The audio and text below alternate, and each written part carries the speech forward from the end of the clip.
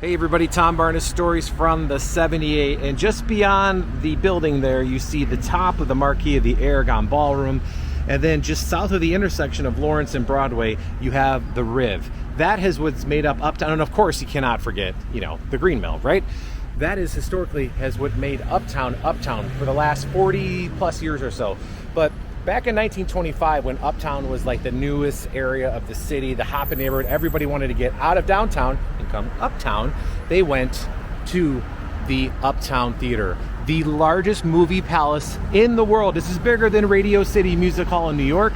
This is also bigger than the Chicago Theatre here in Chicago. But people don't know what it looks like because it has been closed for over 40 years. And I'm about to go inside and get a sneak peek at what it looks like now and learn about what will happen to the Uptown Theatre for 2024 and beyond. That is this story from the 78 at this gorgeous old movie palace that is Uptown Theatre.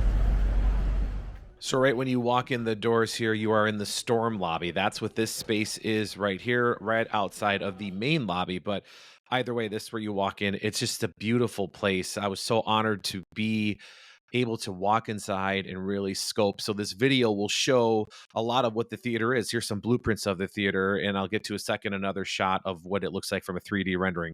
But a lot of this is just listen and enjoy. It's a tour of this beautiful place. They're working on restoring it. Hopefully that will get done soon, and this thing will be open again for the rest of the world to see. But for now, take this fantastic voyage and listen to the people giving the story. Look at the beautiful floor. Look at the beautiful plastic columns. What you're not seeing are the 3 chandeliers that were here. There's a picture over there of what the lobby used to look like. Jam Productions in 1975 to 1981 produced all the concerts that came through here. Included Grateful Dead, Bruce Springsteen, Bob Marley, Zappa, Genesis, Electric Light Orchestra, Prince, Rick James. Everybody played. It was one of the places you had to be at. And had to play. Forget the cares of the world, because you walk in here and it's just so magnificent. And they wanted you to come in here and forget everything and just enjoy the theater and the movie or the live event, whatever it was at the time. Make sure the boilers were working and the heater was heated. He's been here before I was. Okay. Well, with him, Jimmy Wiggins here when they did the tax restoration. Yes. You can look at the photo. Shows you what it used to look. Just one part of the theater is one building, and it's just a lobby. It was modeled after the Palace of Versailles. The theater opened in 1925. It was made to look old. We sold out almost every concert here, and they would marvel at the glorious Uptown Theater, not just for the way it looked, but for its acoustics and easy access and in and out, and all the other good things that come along with a grand old theater like this. The theater is the largest freestanding theater in the country.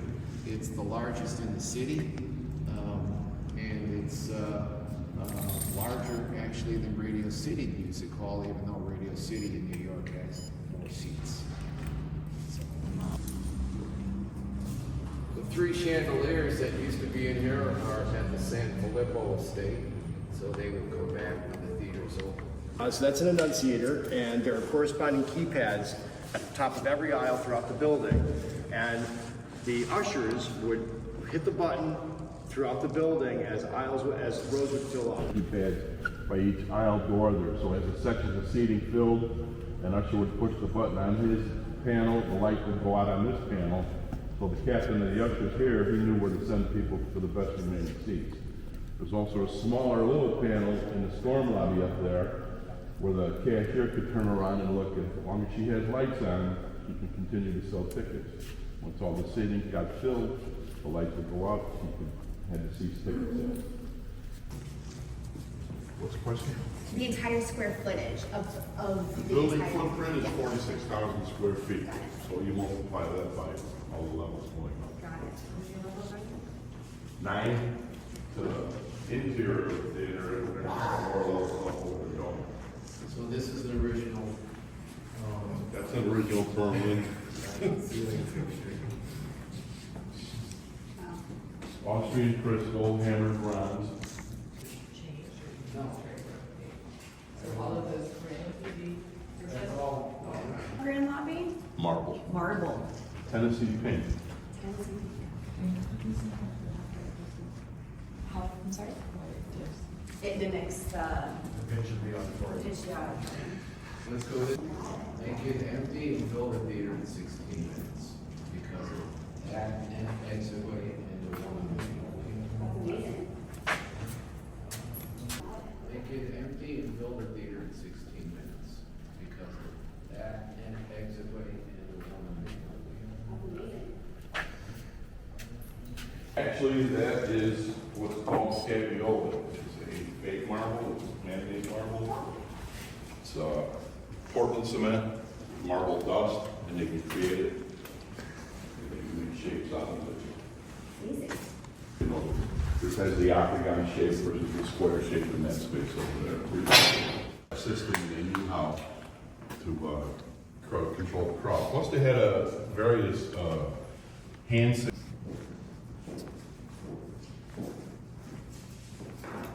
So you go from the grand lobby to the front lobby now.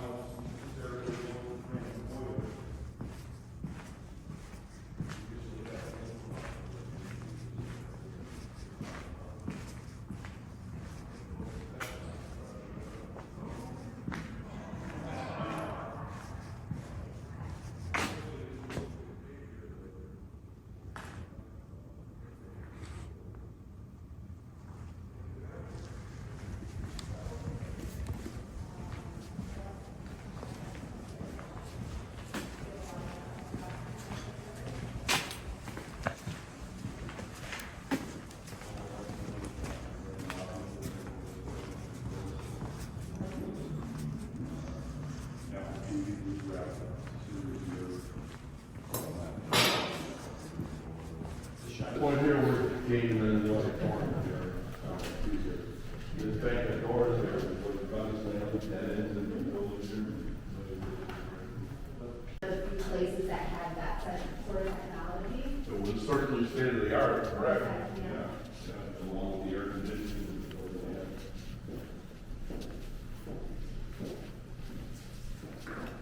So you go from the grand lobby to the front lobby now. There you go, the grand foyer.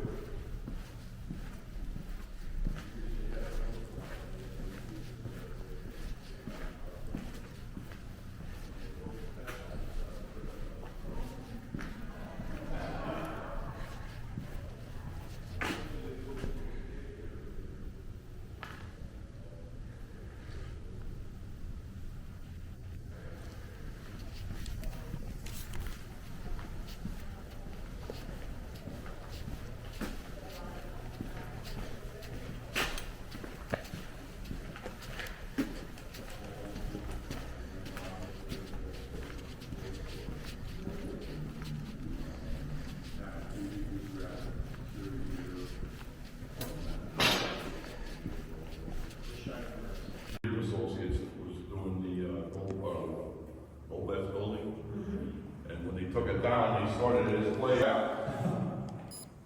Because John was going to either roll it in the alley or, if you recall. Oh, yeah. Yeah, we had that in the lobby. Yeah, we did do it with the chamber manager. Stage being rolled over, build that there.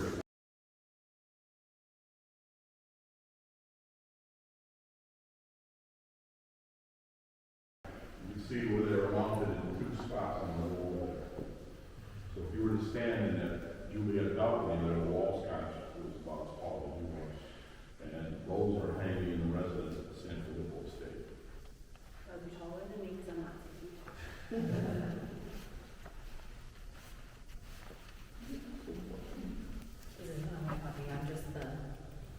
Basement where only the guy tending to the boiler would see the washroom.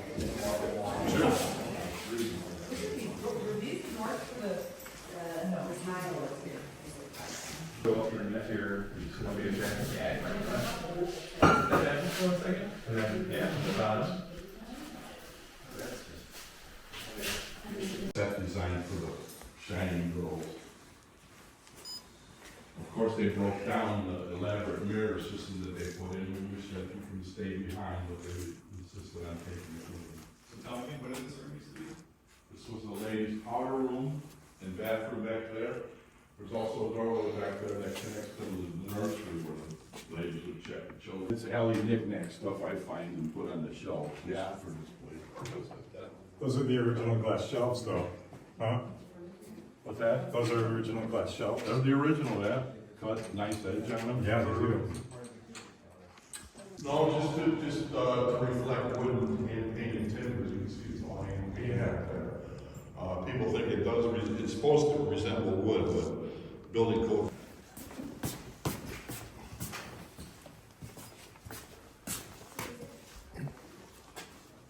It's pretty progressive to have a nursery back then. Well, a lot of theaters did, and the idea was to put the ladies in for the matinees. It was a big attraction.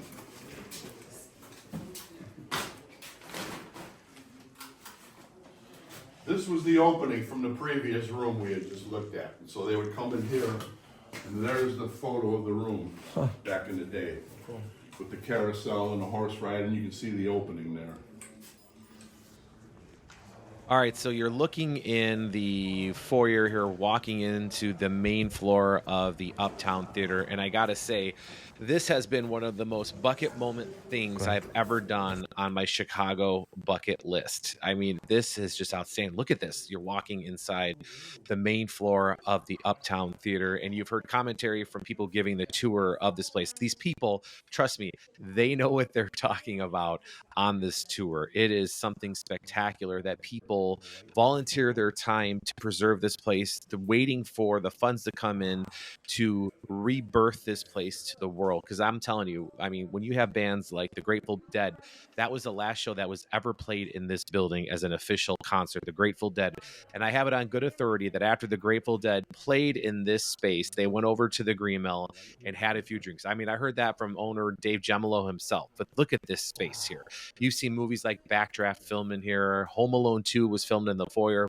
This is the area that where Backdraft filmed when they had a fire in a movie theater. And you've been listening to commentary from people that know what they're talking about in terms of what this history is. And I really hope you enjoy it, because this is very rare that you're able to go inside the Uptown Theater and see it. But this is it in all of its beautiful glory. It has 9 interior floors. Can you believe that? 9 interior floors.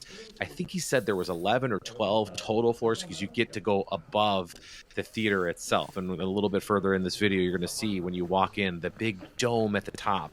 But I'm telling you, from the side, as I say later on in the video, it is so big, it looks like an actual theater. Here's my handy camera work. I was trying to do 12 things at once, so forgive me. But either way, I wanted to leave this just because it's so beautiful. I mean, the artwork, the architecture, everything about it. And you keep hearing me go, wow, because this truly has been one of the most lifelong goals for me to be able to get in this place. And it's so big. I can't emphasize how big it is, but here you go. Look at this view here. It is stunning. It's beautiful. And it's just, you think about the bands that have played here, from Prince to the Bruce Springsteen to the Grateful Dead, and everything in between. This is truly a magical place that I really hope that we figure out how to save and preserve. So enjoy the rest of the video and the commentary and the exploration. I mean, you see everything from the HVAC all the way at the top there, looking down on the 9th floor, to the bones of the place that you'll see here in a minute, a little behind the scenes. It's truly, it was an honor to be able to do this. And I am super happy that I was able to finally get this video all put together. It took a long time, but I hope you enjoy the Uptown Theater here in Chicago in the Uptown neighborhood. The idea, he said it's 7 feet.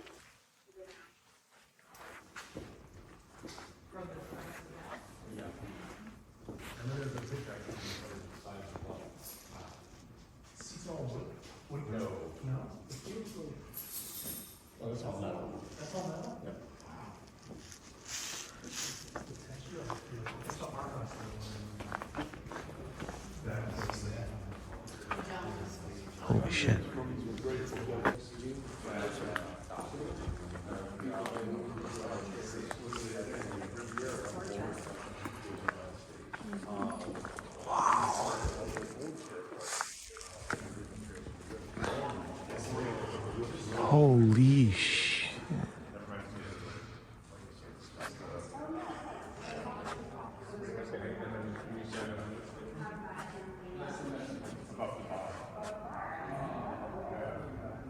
Unbelievable.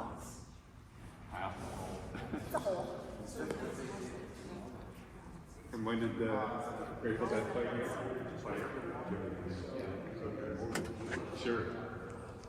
It's two sections. Yeah, light section. Okay.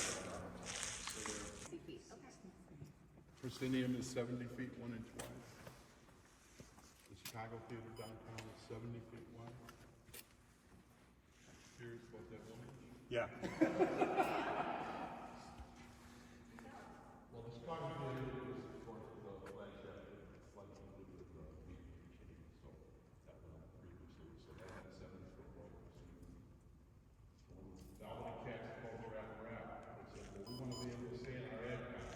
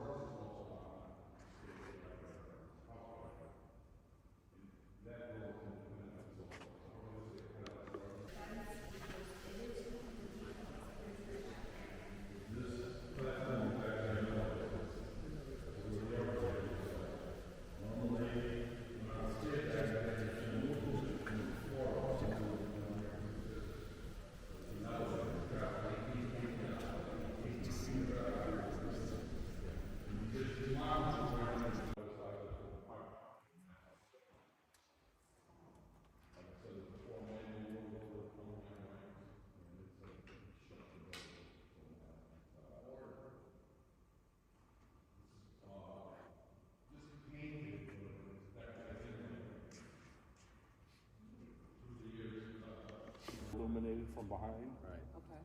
Part of the Spanish Baroque design. You don't have a lot of that lit. Early on when the flooding occurred, it killed a lot of our decorative lighting. The amazing thing was all those openings, and you see the coves under the balcony there, and all the arches on the side walls there.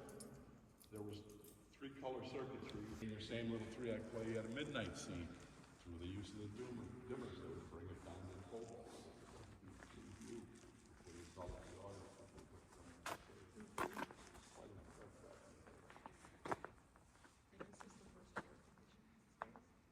Yes. Air conditioning is a huge draw back then. You know, residential air conditioning was unheard of back then.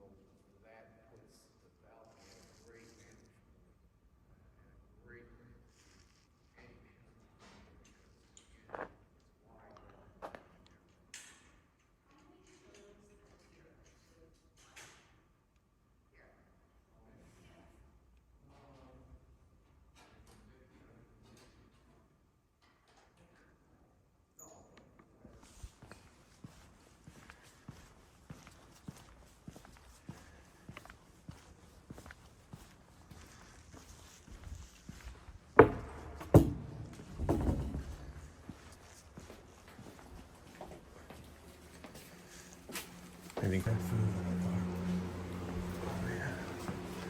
There's some plywood on the floor, so it's gonna give. oh, that's, look at that. I guess they don't want us back here, but.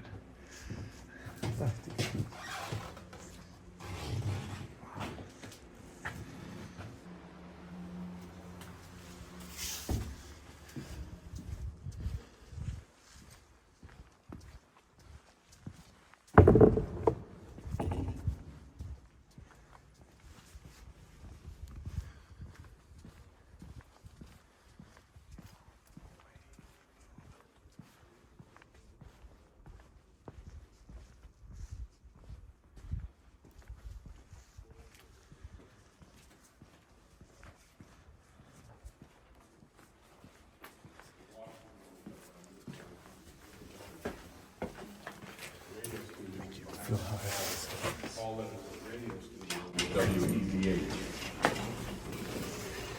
Come to the Uptown rebuilding.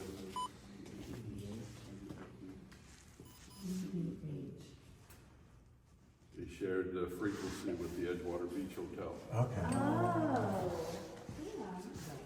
So we broadcast programming from here, and plus the Edgewater has one of the most famous big band radio programs in America back during the war years.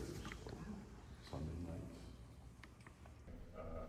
Sermon, and back of that building is bronze, and I think it's part of the, It was AM radio, so it was different than FM. it makes it more, So that balcony there, was that too, where was that?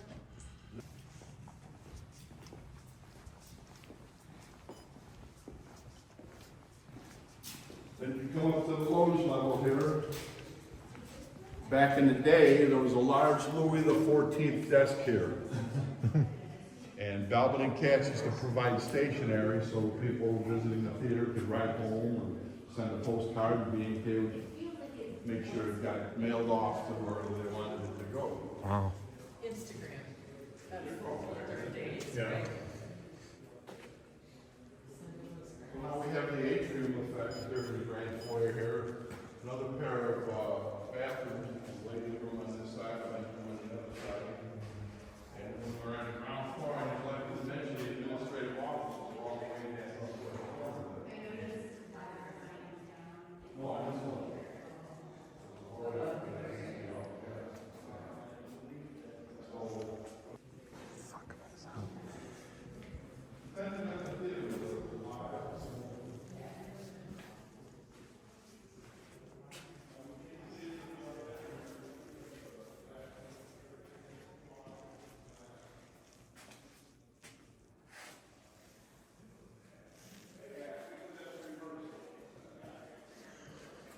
Oh man, this place is awesome.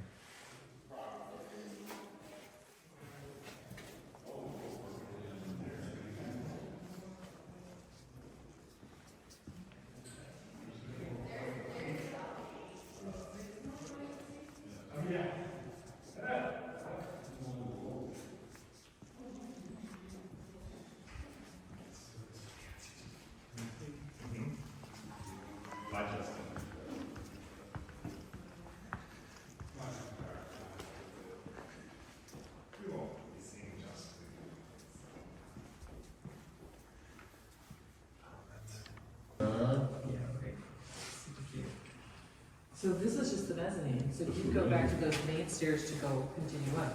And are there, Wow. They would advertise, doctors, suggest. But drapery kind of. All these openings and drapery. You can see the little, with.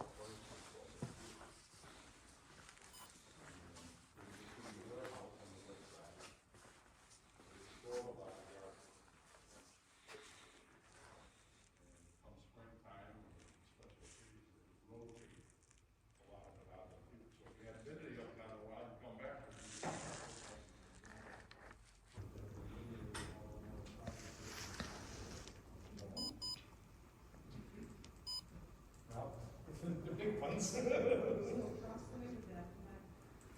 was quite a lot of washroom over there.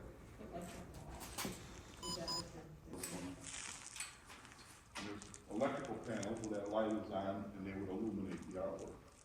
Like I said, they had major oil paintings in this building. Balaban family, there was 8 of them. Big photos. Well, we're on the first crossover level opens up.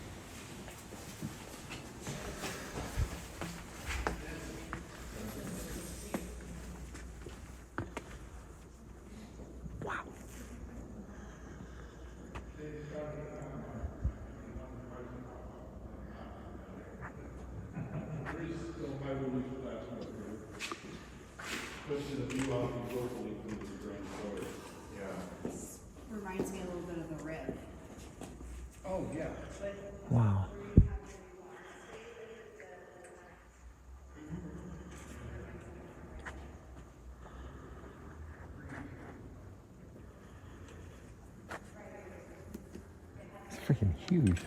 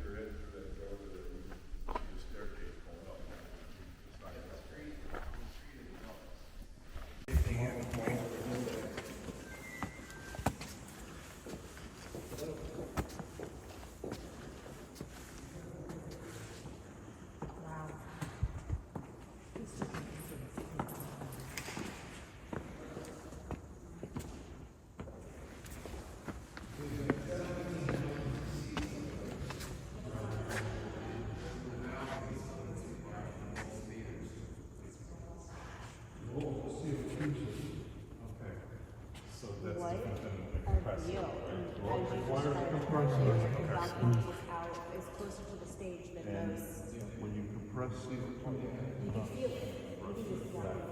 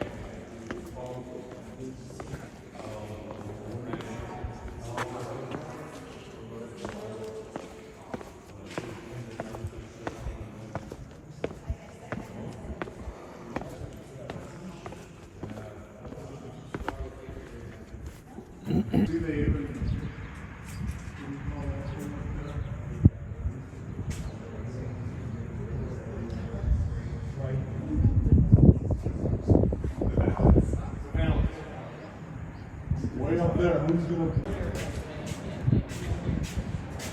When I first moved to the city, I imagined there would be a show on this or on all the fire escapes here, and all the audience would sit in that parking. Yeah, it's just gargantuan. I mean, it's almost like a actual stadium. Right, that's what it reminds me of, like something you see like in Rome. Right, yeah. You know?